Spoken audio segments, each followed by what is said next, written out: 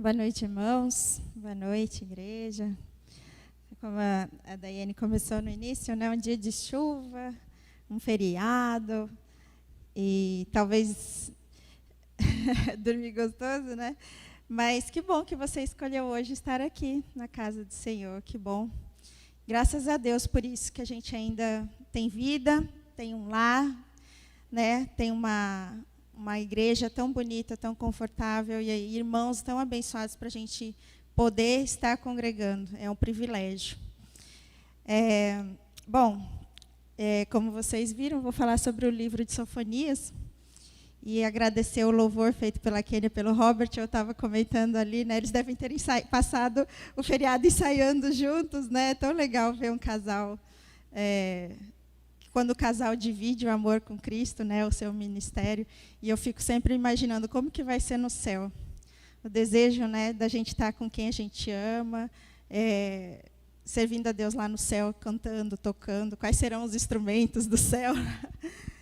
Mas que bom que vocês estão aqui, Deus seja louvado. Eu sei que a irmã Daiane orou, e os irmãos que puderem abrir o livro em Sofonias, e puder curvar a cabeça, eu vou fazer uma breve oração. Pai querido, graças te damos, Senhor.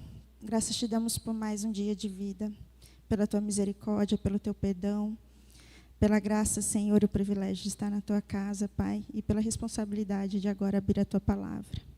Que o Senhor possa usar, assim como o Senhor usou tantos, e até um jumento. Pai, que o Senhor cumpra a tua vontade nas nossas vidas, tanto para mim, que vou estar falando da tua palavra, quanto para aqueles que vão receber. É o que eu te peço, Senhor, em nome de Jesus. Amém. Bom, o livro de Sofonias é pouco falado, pouco pregado, e eu confesso que até eu não tinha dado tanta atenção como eu dei para estudar. E ele é um livro curto, de 3 capítulos.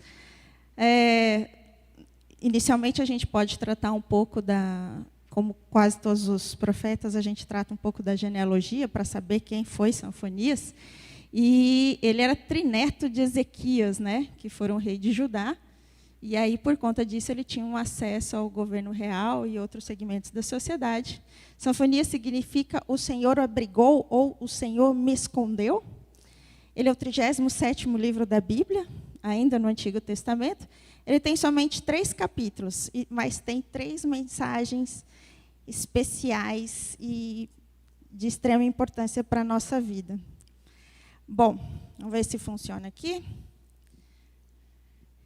Para a gente começar a entender Sofonias, e até todo livro da Bíblia, o ideal é que a gente dê uma estudada sobre qual era a situação religiosa e política da época, né? Porque às vezes a gente abre a Bíblia e não compreende, mas será que isso é para agora? Será que isso já aconteceu? Será que isso há de vir? Eu creio que que a Bíblia é viva, né? Ela foi, ela é e ela há de ser. E o período religioso e político, bom, Jerusalém era a capital política e religiosa. E o rei Ezequias, né, os senhores devem lembrar, que ele foi avisado de morte, ele tinha uma ferida, e ele orou, pediu para Deus mais tempo de vida, e Deus concedeu mais 15 anos. E tem toda aquela história, eu não vou me aprofundar, porque a história não é sobre Ezequias, mas Ezequias teve um filho chamado Manassés. Ele era um homem forte, o reinado dele durou muitos anos, durou 55 anos, só que Manassés saiu totalmente dos caminhos do Senhor. Manassés foi considerado, inclusive por alguns escritores, alguns estudiosos da Bíblia, o pior rei da época. Ele era extremamente pagão, extremamente idólatra. Ele construiu altares, ídolos, inclusive um ídolo que era, se não me engano, era Milcom. Era um ídolo que era uma apologia era um símbolo sexual de fertilidade para os cananeus. Ele chegou de colocar esse monumento dentro do templo. Era uma coisa horrível. Ele fazia altares para os astros, para as luas, para as estrelas. Enfim, ele era extremamente pagão, péssimo, péssimo rei. Foi o pior rei da época. E o auge da ruindade e da destruição dele foi que um dia ele chegou de dar o próprio filho dele para queimar em sacrifício para os falsos deuses. Então, foi um reinado, foi um período, imagina, esse período para Jerusalém. Foi terrível, pagão, idólatra, saiu totalmente do caminho do Senhor. Então, esse era o cenário que vinha Sofonias. Aí, foi um tempo de esperança e restauração. Quando o rei Manassés morreu, a população chegou de respirar aliviada, porque era um tempo muito ruim que ali estava encerrando, mas ficou o seu filho Amon, né? O seu filho Amon, e vai passando de geração para geração, o filho Amon dele tomou o reinado, e ele não durou muito tempo, ele logo morreu, foi assassinado, não teve sucesso, ele continuou fazendo as práticas erradas do pai dele, muito embora o pai dele, no final, talvez tenha se arrependido, mas ele foi assassinado pelos oficiais de rei. Então, Josias, o seu filho de apenas 8 anos, foi quem tomou o reinado. Mas olha só como é importante a questão de qual é a influência que você tem na sua vida. Muito embora ele tivesse um vô péssimo, idólatra, pagão, o pai que vinha dessa geração de um reinado infeliz, sem sucesso, o reinado de Josias foi diferente. E aí, por isso, do tempo de esperança e restauração. O Josias ele tinha influência de dois profetas. Ilquias e Sofonias, que era o primo de Ilquias, né? E eles já eram pessoas que serviam a Deus, e essa foi a influência do reinado de Josias. Então, isso deu início ao avivamento espiritual em Judá. Então, se encerrava esse capítulo horroroso de Manassés e Amon e começava um novo capítulo de avivamento espiritual por Sofonias. Então, Sofonias tinha grande influência sobre esse rei, sobre o reinado de Josias. Qual que é o propósito do livro? Aí a gente tem imagina esse cenário, a gente veio de um cenário extremamente ruim. Então, Sofonias estava começando a pregar, olha, arrependam-se, tudo isso que aconteceu, para vocês precisam se arrepender. Ele começou a apontar o pecado e começou a pregar. Então, o propósito do livro de Sofonias primeiro, seguindo a linha, ele começou a denunciar o pecado, anunciar o juízo de Deus e proclamar a restauração. Então, o livro de Sofonias, por mais que sejam 3 pequenos capítulos, imagina a importância que ele conseguiu resumir. Em 3 capítulos, tanto aquele período, como eu vejo que talvez para hoje a gente ainda tenha essa mensagem, de você abrir hoje e ver. Ele está denunciando o pecado que até hoje você vê, e anunciar o juízo de Deus, que é o que a gente vai ver. Se vocês abrirem lá em Sofonias 1, capítulo 1, versículo 18, eu espero vocês abrirem.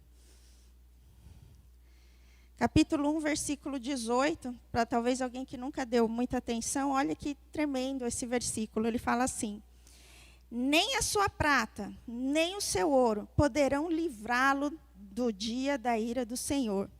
No fogo do seu zelo, o mundo inteiro será consumido.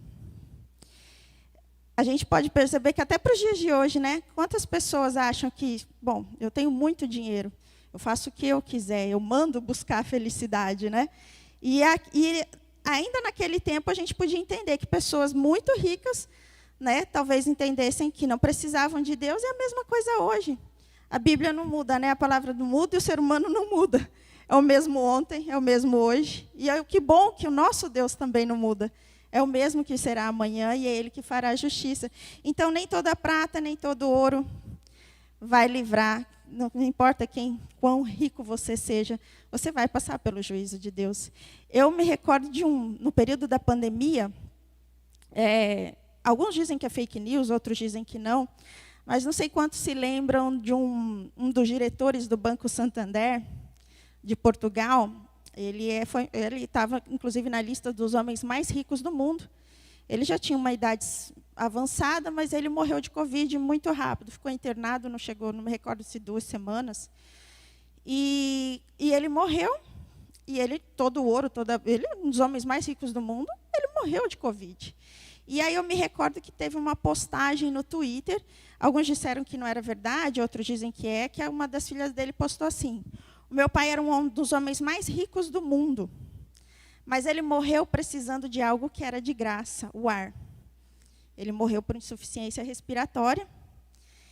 E eu acredito que aquele momento de Covid, não só em Portugal, mas no mundo inteiro, foi uma doença que alcançou, não teve barreiras, não teve limites, alcançou todas as classes sociais. E aquilo, quando eu vi a primeira vez que eu li, eu lembro que eu estava sentada e li, eu cheguei a chorar imaginando que não importa quanto dinheiro você tenha, né? Não importa qual a sua classe, seu diploma. Quando Jesus vier, não adianta você querer falar, olha, eu conquistei tudo isso. Isso não vai valer de nada, o seu diploma. Quantas pessoas a gente vê que morrem e deixam todo um patrimônio, você não vai levar nada daquilo. Aquilo não vai ser enterrado com você. E aí eu me recordo muito de quando fala assim, a sua herança, os seus filhos são a sua herança. Porque realmente a única coisa que eu vou, se eu subir ao céu, a única coisa que eu tenho para apresentar a Deus não foi o que eu conquistei na terra, são os meus filhos. E eles realmente são a única herança do Senhor. Então fala aqui, nem a sua prata nem o seu ouro vão livrar da ira do Senhor. Muitas vezes a gente vê, parece que os ímpios, e não que seja ruim ter dinheiro, e isso para muitas pessoas é uma bênção e para outras é uma maldição, mas quantas vezes a gente se vê e pessoas ímpios, né, parece que estão prosperando demais, parece que estão tão longe de Cristo e parece que são tão felizes, e a gente fala assim, nossa, mas e a gente que serve a Deus, parece que as coisas são tão mais difíceis, né? E eu me recordo de ler na Bíblia mais de uma passagem dizendo que eles serão consumidos.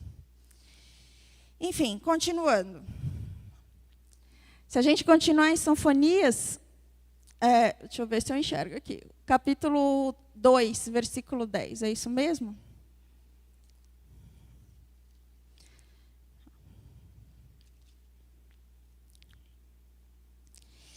E é isso que eles receberão como recompensa pelo seu orgulho, por insultarem e ridicularizarem o Senhor dos Exércitos.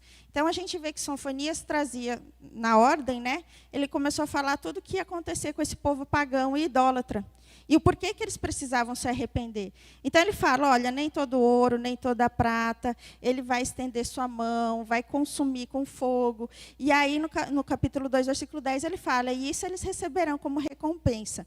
Porque não só se viraram contra Deus, como ainda eles têm o orgulho, são orgulhosos, insultam e ridicularizam os cristãos. A gente pode ver nos dias de hoje, quantas pessoas ridicularizam nós cristãos? Muito mais nesse momento que a gente tem vivido, né? Eu nem quero entrar nesse assunto de política, mas parece que as pessoas estão fazendo questão de cada vez mais nas redes sociais, nas propagandas, na TV, nas mídias, ridicularizar o cristão. Parece que quanto mais cristão você é, mais engraçado é para eles, mais motivo de riso, de parecer que somos ridículos, que somos pequenos, que somos... E eu lendo esse livro e vendo o que Deus faria, né? Eu imagino assim, por isso que fala, né? Os humilhados serão exaltados.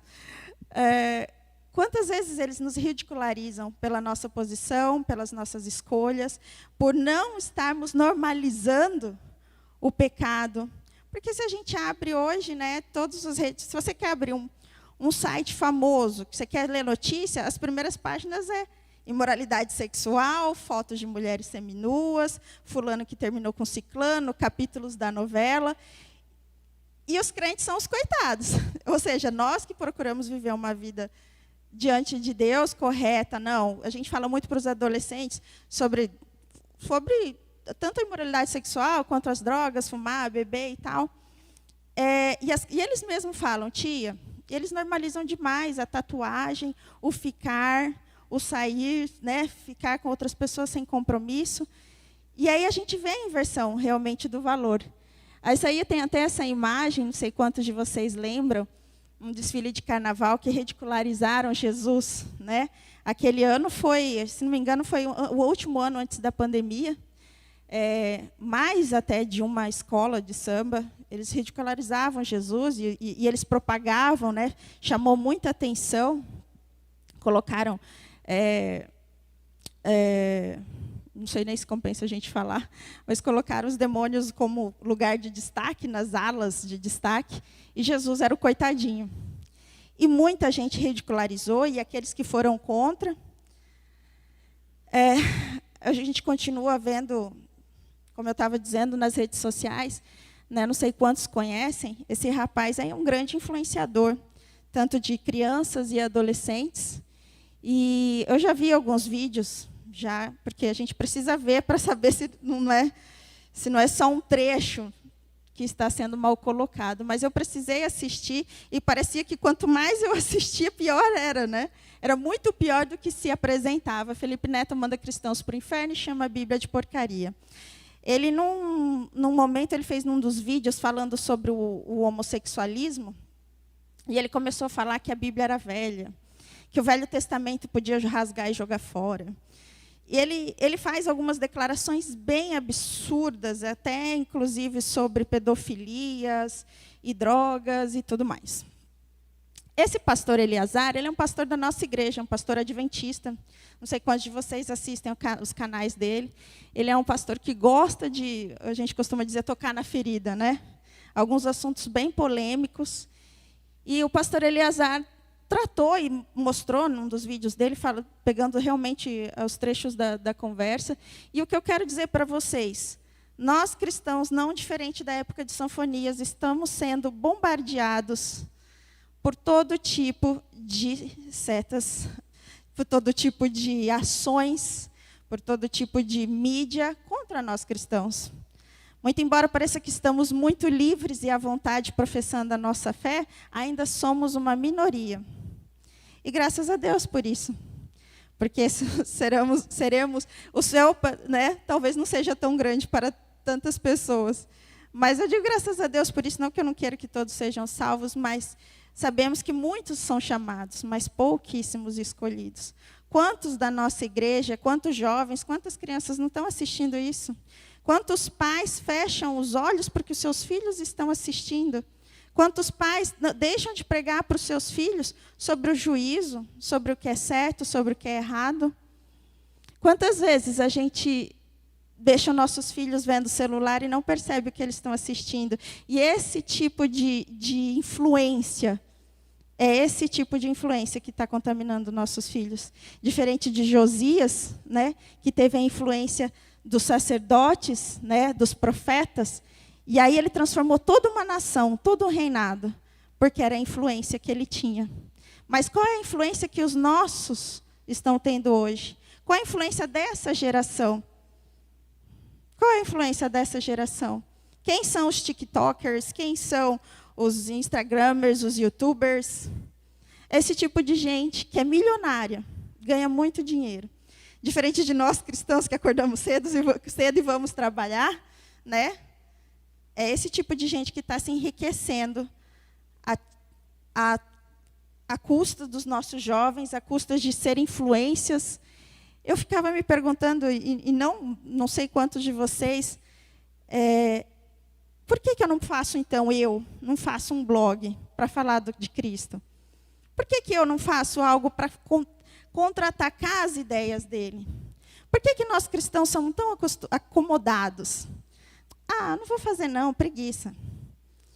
Cansei de falar isso, preguiça. Às vezes eu deixo de discutir, porque muitas vezes não vale a pena. Mas quantas vezes a gente tem preguiça de falar para uma pessoa que está fazendo errado, ou de falar para o próprio filho? Às vezes a criança gosta daquilo e você fica com preguiça de falar o que é certo. Ou às vezes com medo, porque a mãe é chata. A mãe é chata. Porque a mãe não deixa isso, a mãe é chata, porque a mãe não isso, a mãe no final a mãe é chata. Mas que Deus julgue a minha chatice. E que eu possa chegar com meus filhos no céu. Não tenha medo de ser chata. Não tenha medo de não ser a legal. Talvez eu não seja a professora dos adolescentes mais descolada. Mas com certeza eu falo a verdade, que talvez eles não ouçam na escola, na casa deles.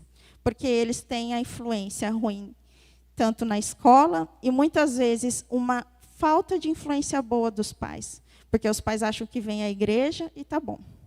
que tragam na escola sabatina e os professores que se virem. Isso é um papel dos pais, da família, porque esse é o tipo de influência que eles estão vivendo. E aí, quando eu leio Sofonias, eu aqueço o meu coração. E é isso que eles receberão como recompensa pelo seu orgulho, por insultarem, ridicularizarem o povo do Senhor dos Exércitos. Eu chego a me arrepiar, eu não sei vocês. Mas quanto mais eles nos atacarem, maior é a justiça do Senhor. Eu não sei até que horário eu posso ir? Até... Tá. Já em Sofonias 3:17, na verdade a gente pode ir a Sofonias todo, gente. Peguem e leiam Sofonias. Mas lá, vou antecipar um pouco, diz assim, abram no capítulo 3, diz assim: ai da cidade rebelde, impura e opressora. Não ouve ninguém, não aceita correção, não confia no Senhor e não se aproxima do seu Deus. Nem parece que foi escrito 620, 40 anos antes de Cristo. Parece que foi feita hoje, né? No meio dos seus líderes são leões que rugem. Já lá no versículo 4, seus profetas são irresponsáveis, são homens traiçoeiros, sacerdotes que profanam o santuário e fazem violência à lei. Nós que somos adventistas e sabemos o tamanho da importância da lei do Senhor. E quantos profetas simplesmente negam a lei, negam as escrituras, profanam o santuário. Quantas igrejas a gente vê hoje que traz todo tipo de música mundanas e danças e falas e acontecimentos dentro da igreja que a gente sabe que não provém do Senhor. No versículo 5, no meio dele está o Senhor, que é justo e jamais comete a injustiça. A cada manhã ele ministra a sua justiça e a cada novo dia ele não falha. Mas o injusto não se envergonha da sua injustiça. Parece que quanto você mais discute, mais eles têm orgulho das posições, das ideias deles. E quantos adventistas ou nós cristãos somos orgulhosos da nossa posição, do nosso pensamento, dos nossos ideais? Muitas vezes a gente até deixa de falar que é adventista, porque já fica com preguiça de discutir ou de explicar. Eles não têm. Pode ver que parece que são como robozinhos, parece que fica o dia inteiro pronto para responder. Ou pronto para fazer vídeos, para mais uma vez influenciar nossos jovens, nossos filhos, nossas crianças. Mas a gente tem, graças a Deus, a esperança, né? Então, o Senhor Deus está em seu meio, poderoso para salvar. Graças a Deus que Ele está aqui e que Ele oferece hoje, não só para nós, para aqueles que estão nos assistindo, para aqueles cristãos e não os cristãos. Um momento de salvação e de arrependimento é hoje. Não espera. Quando eu me formar, eu volto para a igreja. Quando eu me casar, eu volto a fazer celibato. Né? Eu já ouvi esse tipo de coisa. Quando eu for rico, aí eu volto para Jesus. E quando a gente demora para fazendo planos em cima de planos, a gente não sabe da volta de Jesus. Não só da volta de Jesus, porque Jesus volta para você quando você morre. E você não sabe o dia da sua morte. A gente pode morrer hoje ou amanhã. Ali o seu tempo acabou. Pode ser que Jesus não volte hoje, pode ser que não volte nessa geração, pode ser que volte amanhã. Mas é importante o seu tempo aqui. É a sua preparação aqui. Então, Ele se regozijará com você e com seu amor renovará. E Ele se regozijará em você com brados de alegria. Essa é a nossa esperança. Que o Senhor logo venha e nos leve para descansar. Chega de preguiça, mas para descansar com Ele. Que Ele nos leve para a gente viver de forma de esperança, de reavivamento, que a gente possa todos os dias pensar que logo Ele vem.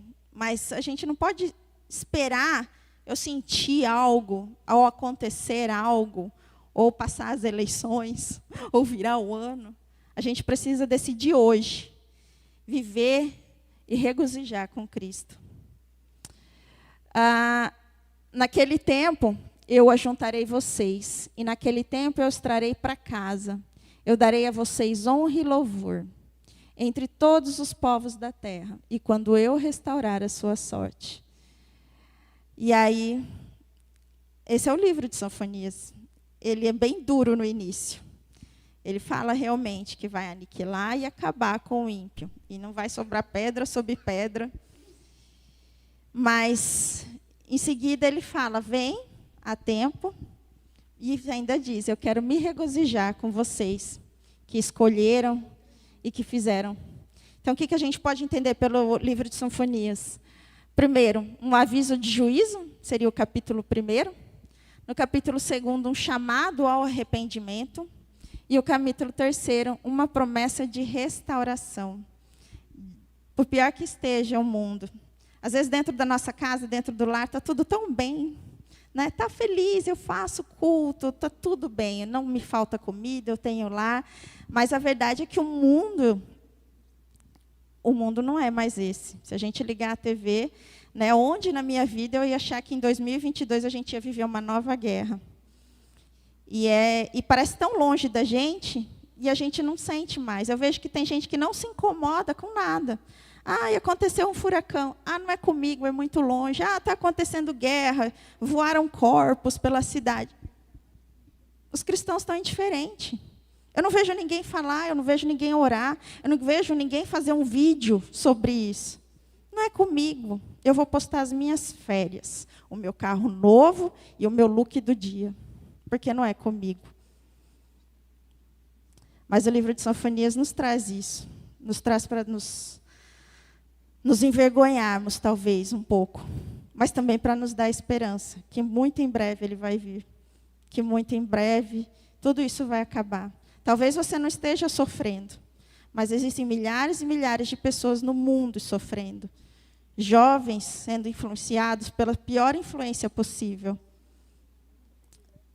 Idosos abandonados, porque o amor de muitos se esfriou. Quantos filhos abandonaram seus pais? E é isso que a gente vê. A época de Sofonias não era tão diferente quanto a de hoje. Está cada vez pior. Mas a gente tem isso, um aviso de juízo, um chamado ao arrependimento e uma promessa de restauração. Aposto que nenhum de vocês sabia que tinha tudo isso em Sofonias, né? Nem eu sabia. Mas graças a Deus por isso. E a gente pode terminar, retornando ali no capítulo 1. O grande dia do Senhor está perto, sim, está perto, e se apressa muito. Amarga é a voz do dia do Senhor. Clamará ali o poderoso. Não está longe. Talvez não veio para os nossos avós, talvez Jesus não veio para os nossos pais. Não sei se ele virá para nós. Mas o importante é que se a gente não se preparar, e não preparar os nossos jovens, os nossos filhos, porque o nosso primeiro ministério é em casa. Todo mundo tem dificuldade. A minha vida não é melhor nem mais difícil de ninguém. Mas o nosso primeiro ministério é o nosso lar. E se a gente não cuidar primeiro do nosso lar e de ser a melhor influência possível para os nossos filhos e jovens, a gente vai perder toda uma geração. Amém?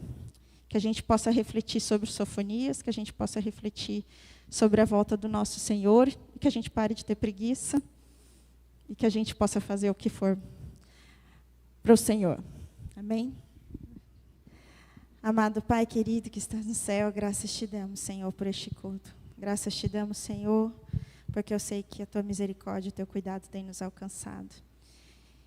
Pai querido, que a tua palavra possa continuar em nossa mente, nosso coração, que o teu Santo Espírito nos ajude, nos dando sabedoria para sermos melhor influência e principalmente, Senhor, nos prepararmos para a tua volta. Pai querido, nos leva em paz para nossos lares, nos leva em segurança, que a gente possa estar de volta, Senhor, no teu santo sábado, te louvando, se até lá o Senhor não voltar. Graças te damos, Senhor, em nome de Jesus. Amém.